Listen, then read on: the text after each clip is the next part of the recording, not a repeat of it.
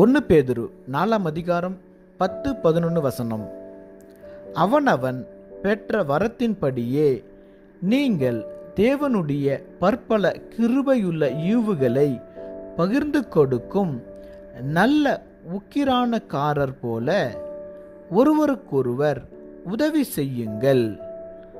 ஒருவன் போதித்தால் தேவனுடைய வாக்கியங்களின்படி போதிக்க கடவன்.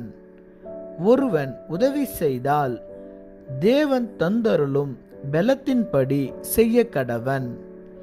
எல்லாவற்றிலேயும் இயேசு கிறிஸ்து மூலமாய் தேவன் மகிமைப்படும்படிக்கே செய்வீர்களாக.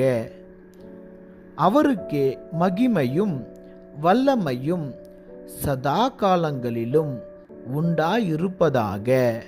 ஆமென்.